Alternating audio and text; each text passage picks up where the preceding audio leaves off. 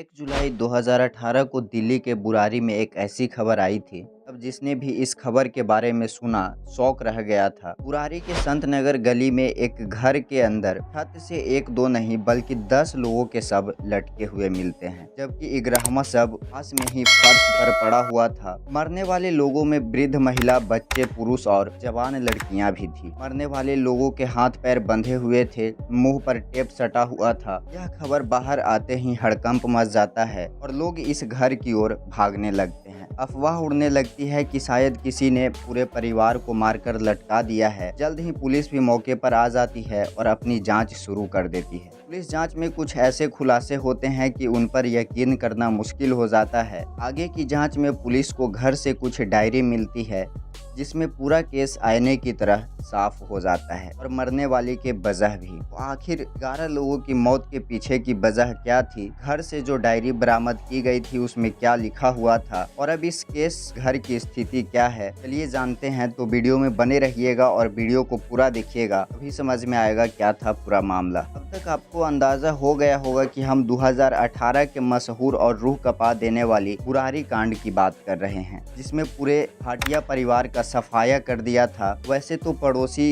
इस परिवार को भाटिया परिवार के नाम से ही जानते थे, मगर असल में यह परिवार पूरा बंत परिवार मूल रूप से हरियाणा के टोहाना का रहने वाला था। मगर 20 से 25 साल पहले इस परिवार के मुखिया हरियाणा से दिल्ली आ जाते हैं और यहीं पर बिजनेस में लग जाते हैं। फिर एक बेटा और एक बेटी को छोड़कर पूरा परिवार यहीं आकर रहने लगता है। इस परिवार में एक ग्रोसरी का दुकान थी जो ठीक उनके घर के नीचे थी, जबकि पिछले कुछ सालों में इस परिवार ने तरक्की करते हुए अपना प्लाईवुड का बिजनेस भी जमा लिया था। परिवार में सब कुछ अच्छा चल रहा था, मगर 2007 में परिवार के मुखिया भोपाल सिंह का मौत हो जाती है। यह सामान्य मौत थी। पिता की मौत के बाद परिवार का छोटा बेटा ललित परिवार की बागडोर अपने हाथ में ले लेता है। सब कुछ समय के साथ आगे बढ़ रहा था। बात 1 जुलाई 2018 की है। ललित डेली आसपास के लोगों के साथ मॉर्निंग वॉक पर जाया करता था। इसके अलावा परिवार की जो ग्रोसरी की शॉप थी वह भी सुबह सुबह 5 से 6 बजे के बीच खुल जाया करती थी। यहाँ से लोग अक्सर दूध ले जाया करते थे।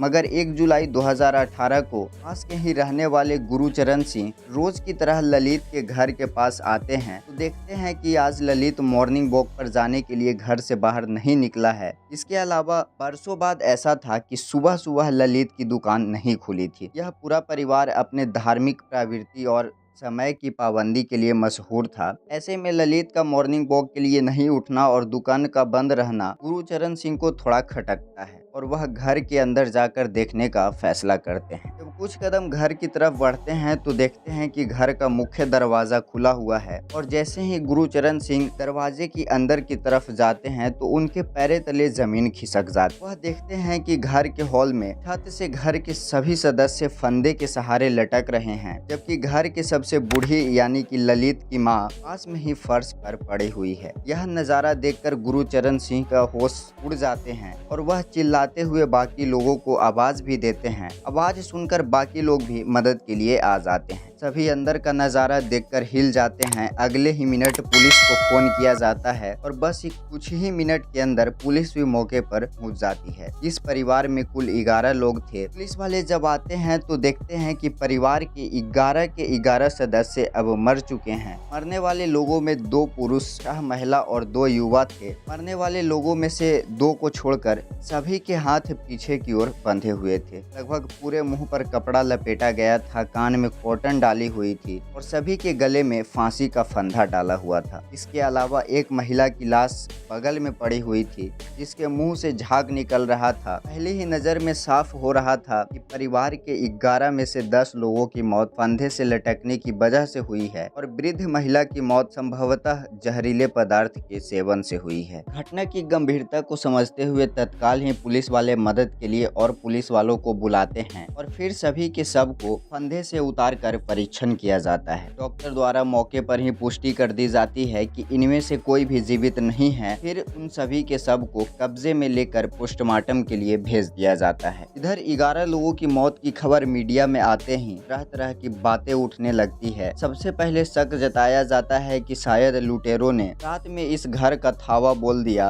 और लूटपाट करने से पहले घर के सभी सदस्यों की हत्या कर दी। मगर बहुत जल्द ही इस दावे से पुलिस इनकार कर देती है, क्योंकि घर के अंदर कुछ भी ऐसा नजर नहीं आ रहा था जिससे लूटपाट का अंदेशा जताया जा सके। पुलिस वालों के अलावा घटना स्थल पर फॉरेंसिक टीम को भी बुलाया जाता है। भाटिया परिवार के कुछ जानने वाले लोग दिल्ली के दूसरे इलाके में रहते थे। कल ही उन लोगों को भी इस बात की खबर पहुंचाई जाती है और वह भी यहां तक आ जाते हैं। भाटिया परिवार में तो अब कोई नहीं बचा था। ऐसे में पुलिस वाले इस परिवार के करीबी से जानने वाले लोगों से परिवार की हिस्ट्री जानने की कोशिश करते हैं। कुछ करीबी लोगों की मदद से पुलिस वाले को जानकारी मिलती है कि इस परिवार के 2 सदस्य ऐसे हैं जो इन लोगों के साथ नहीं रहते थे, बल्कि तो वह दोनों अपने अपने परिवार के साथ ही और रहते हैं। भाटिया परिवार से अलग रहने वाले लोगों में से एक थे दिनेश सिंह चूड़ावत। यह नारायणी देवी के सबसे बड़े बेटे थे। जब पूरा परिवार बुरारी में शिफ्ट हो गया था तो दिनेश अपने परिवार के साथ राजस्थान में रहने लगा था। यहाँ यह ठेकेदार के तौर पर काम करता था। परिवार की एक और जीवित सदस्य थी सुजाता नागपाल। यह अपने परिवार के साथ पानीपत में सेटल हो गई थी। पुलिस के द्वारा इन दोनों को भी घटना के बारे में जानकारी दी जाती है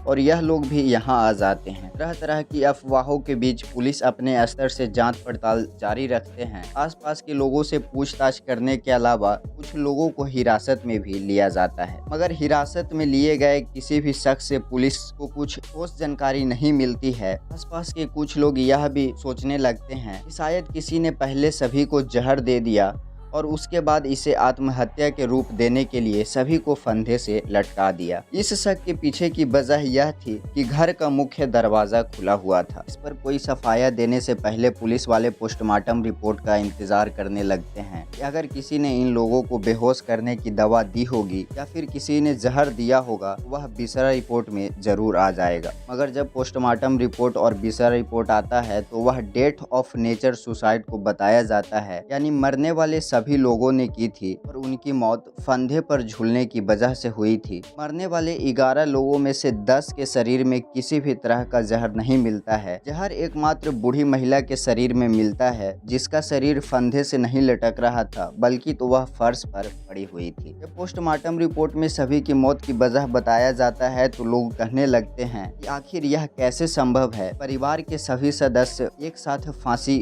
लगा लें। इस बात का जवाब तलाशने के लिए जब पुलिस वाले घर के अंदर छानबीन शुरू करते हैं और शुरुआती के कुछ घंटों में ही छानबीन के अंदर पुलिस वालों को कुछ ऐसे सबूत मिल जाते हैं जिससे मौत का कारण धीरे धीरे आईने की तरह साफ होने लगे। पुलिस वालों से पहले मीडिया वाले एक एंगल चलाने लगते हैं कि शायद यह परिवार कोई जादू टोना कर रहा था, इस कारण से सभी की मौत हुई है, क्योंकि घर के बाहरी दीवार पर 11 पाइप बाहर की ओर निकली हुई थी। इनमें से 7 पाइप अलग दिशा में थे, जबकि 4 पाइप अलग दिशा में लगाया गया। इत्तेफाक की बात थी कि मरने वाले 11 में से 7 महिला थी और 4 पुरुष थे। पुलिस ने 11 पाइप लगाने के पीछे की वजह समझने के लिए उस मजदूर को ढूंढना शुरू कर दिया जिसने उस पाइप को लगाया था। पुलिस की ओर से कुछ मेहनत के बाद मजदूर मिल जाता है।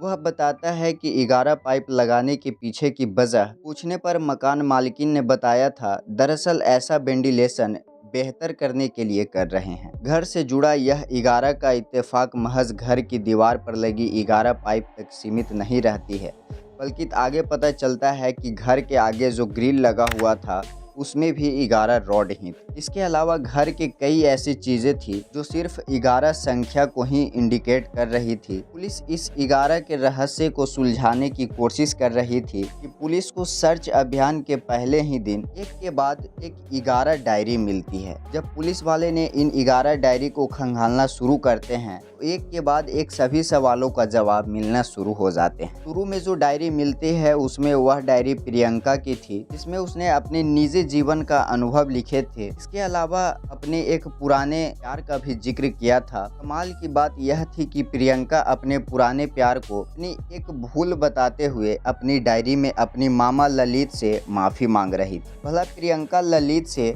माफी क्यों मांग रही थी, इसका जवाब पुलिस वालों को आगे डायरी में इन्वेस्टिगेशन में मिलता है। सभी डायरी की गहराई से जांच करने के बाद पुलिस वालों कुछ बेहद हैरान कर देने वाली खुलासा करते हैं। घर के अंदर मिली डायरी के अनुसार इन सब मौत के पीछे की वजह ललित द्वारा लिखी गई बातें थी और इन सब की शुरुआत होती है 2007 से। अगर आपको याद हो, शुरुआत में हमने आपको बताया कि ललित के पिता की मौत 2007 में होती है। भाटिया परिवार को करीब से जानने वाले लोगों के मुताबिक ललित अपने पिता से बेहद करीब था। जब पिता की मौत होती है तो ललित को बहुत ज़्यादा गहरा सदमा लगता है और वह बिल्कुल गुमसुम सा रहने लगता है। हालांकि कुछ समय बाद वह नॉर्मल लाइफ में वापस आ जाता है और परिवार की बागडोर अपने हाथ में ले लेता है। डायरी से हुए खुलासे के मुताबिक पिता की मौत के बाद ललित परिवार वालों से कहना शुरू करता है कि पिता की आत्मा उससे बातें करती है। शुरू में ललित की इन बातों पर कोई ध्यान नहीं देता है, मगर आगे चलकर ललित के साथ कुछ ऐसी घटनाएं घटती है जिससे लोग ललित की बातों पर यकीन करना शुरू कर देते हैं। दरअसल पिता की मौत के बाद ललित के पूरे परिवार की आर्थिक स्थिति बहुत ज़्यादा खराब हो जाती है, लेकिन कुछ समय की मेहनत के बाद ललित अपने परिवार की आर्थिक स्थिति को बेहतर कर देता है। लोग इस बात का क्रेडिट ललित को दे रहे थे, मगर ललित सबको बताता है कि दरअसल उसने अपने पिता द्वारा बताई गए तरीके से ही परिवार की आर्थिक स्थिति को बेहतर की है। इसके बाद परिवार पर ललित का पकड़ बढ़ जाती है, मगर इसी बीच प्लाईवुड की दुकान में काम करते समय एक हादसा हो जाता है और हादसे में ललित के सर पे गहरी चोट लगती है और अचानक से उसकी आवाज़ गायब हो जाती है। 6 साल तक उसकी आवाज़ गायब हो जाती है, मगर एक दिन ललित बोलना शुरू कर देता है। घर वालों को ललित बताता है कि इसके बोलने के पीछे की वजह उसके पिता ही हैं, जो उसे दर्शन देते हैं और उसका मार्गदर्शन करते हैं। इन सब घटनाओं के बाद हर कोई ललित की बातों को फॉलो करने लगता है। खुलासे के मुताबिक ललित अक्सर एक विशेष समय पर घर के अंदर रखी डायरी में कुछ लिखता था और पूरे परिवार वालों को उन बातों को फॉलो किया करते थे। ललित के मुताबिक वह बातें वह अपने मन से नहीं लिखा करता था, बल्कि पिता उसे ऐसा करने के लिए कहते थे। परिवार की ही सदस्य प्रियंका की उम्र लगभग 33 साल हो चुकी थी।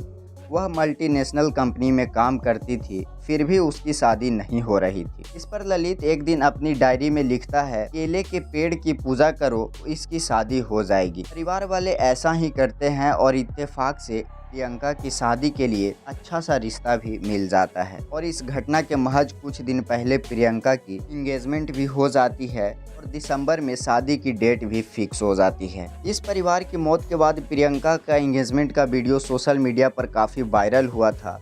इसमें हर कोई डांस करता हुआ साफ साफ दिखाई दे रहा था। इसके बाद तो परिवार वाले ललित पर आंखें बंद करके भरोसा करना शुरू कर देते हैं। दरअसल ललित घर वालों को बताता है कि परिवार में पिछले दिनों कुछ ऐसी बातें हुई है जिससे पिता नाराज हैं। अब अगर उन्हें हमें खुश करना तो हमें कुछ विशेष पूजा करनी पड़ेगी। इसके बाद पिता हमें दर्शन देंगे और हम सबको बचा लेंगे। ललित ने परिवार के लोगों को बताया कि अब हम लोगों को एक विशेष पूजा करनी होगी, जिसे रात के 12 बजे से 1 बजे के बीच करना होगा। इस पूजा के दौरान सभी के हाथ पैर बांध दिए जाएंगे, आंखों पर पट्टी बांध दी जाएगी। इसके अलावा मुंह पर कपड़ा और कान में रुई डाल दिया जाएगा ताकि तुम लोगों का ध्यान न भटक सके। इसके बाद फिर पिताजी तुम सबको बचा लेंगे और मोक्ष की प्राप्ति होगी। यह सब करने से पहले एक हवन करने का भी सुझाव ललित देता है। पहले तय हो जाता है कि यह क्रिया 30 जून को पूरा की जाएगी, मगर उस दिन घर में कोई मेहमान आ जाता है और यह क्रिया नहीं हो पाती है। मेहमान के चले जाने के बाद अगले ही दिन यानी 1 जुलाई 2018 को रात के 12 बजे से 1 बजे के बीच परिवार वाले पहले विशेष पूजा करते हैं क्योंकि यह यज्ञ करने के लिए ललित ने कहा था। और फिर इस यज्ञ के बाद ललित और उसकी पत्नी ने मिलकर सभी के हाथ बांध देते हैं। इन लोगों ने इस प्रक्रिया को पूरा करने के लिए 5 टेबल भी खरीद ली थी। सीसीटीवी में ही घर के सदस्यों द्वारा ही टेबल और तार खरीद कर लाने की पुष्टि होती है। एक टेबल पर 2-2 लोग खड़े होते हैं और फिर ललित के इशारा करते ही ललित समेत सभी लोग एक साथ फंदे पर झूल जाते हैं। ललित ने सभी को यकीन दिला दिया था कि फंदे पर लटकते ही पिता आकर सभी को बचा लेंगे, मगर ऐसा कुछ नहीं होता है और सभी लोग बेमौत मारे जाते हैं। डायरी में लिखी बातों के मुताबिक ललित ने अपनी मां नारायणी देवी को पहले ही जहर देकर मार दिया था, क्योंकि ऐसा करने के लिए पिता ने उसे कहा था। मरने से पहले सभी लोग नारायणी देवी के हाथों से ही रोटी खाते हैं। उन्होंने ये 20 रोटी ऑनलाइन मंगवाई थी। रोटी खाने वाली बात ललित ने डायरी में लिख रखी थी। कुछ लोगों ने शक जताया कि भ्रम फैलाने के लिए किसी और ने यह डायरी घर में रख दी होगी, मगर जब पुलिस ने कुछ राइटिंग विशेषज्ञों और फोरेंसिक एक्सपर्ट की मदद ली तो यह साफ हो गया कि डायरी ललित ने ही लिखी है, क्योंकि डायरी में लिखी हैंडराइटिंग ललित द्वारा अलग अलग स्थान पर लिखी गई हैंडराइटिंग से हूबहू मैच कर रही। पूरी इन्वेस्टिगेशन करने के बाद डॉक्टर ने खुलासा किया ये पूरा परिवार एक परिवार के मानसिक रोग से पीड़ित हो गया था। मेडिकल टर्म में इसे शेयर्ड डिलन या साइकोसिस कहते हैं। इस स्थिति में परिवार के एक सदस्य को कोई एक भ्रम होता है और वह इस भ्रम का यकीन दूसरे लोगों को भी दिला देता है, फिर सभी भ्रम में जीने लगते हैं। के साथ भी यही चीज हुई। पिता के मौत के बाद वह सदमे में चला गया और बाद में उसे भ्रम होने लगा कि पिता उसे दर्शन देते हैं। फिर जो भी बातें उसके दिमाग में आती थी वह उसके पिता का आदेश मानने लगा और धीरे धीरे इस बात का यकीन उसने पूरे परिवार को दिला दिया और इसी यकीन के भरोसे पूरा परिवार अपने हाथों में अपनी जीवन लीला समाप्त कर ली। 15 साल की युवा से लेकर 80 साल तक की बूढ़ी, किसी ने भी ललित की बातों का जिक्र कभी किसी ने नहीं किया था, क्योंकि ललित ने घर के सभी सदस्य को यह बात घर से बाहर नहीं जानी चाहिए। 9 साल की जाँच के बाद पुलिस ने कोर्ट में क्लोजर रिपोर्ट फाइल कर दी। पुलिस ने अपनी फाइल रिपोर्ट में कहा कि सभी लोग ने ललित द्वारा रचित मायावी दुनिया में उलझकर अपने ही हाथों से अपना जीवन लीला समाप्त कर ली। चलिए अब आपको बताते हैं कि घर की स्थिति अब क्या है। इस परिवार का एक पालतू कुत्ता भी था। जिस रात परिवार के सदस्यों ने मौत के गले लगाया था, उससे पहले ही उन्हीं में से किसी ने कुत्ते को घर के ऊपर छत पर बांध दिया था। पुलिस वालों ने उस कुत्ते को वहां से रेस्क्यू करके एक एनजीओ के हवाले कर दिया था। सब कुछ शांत होने के बाद इस घर की देखभाल शुरू से ही इस घर में काम करने वाला एक व्यक्ति कर रहा था।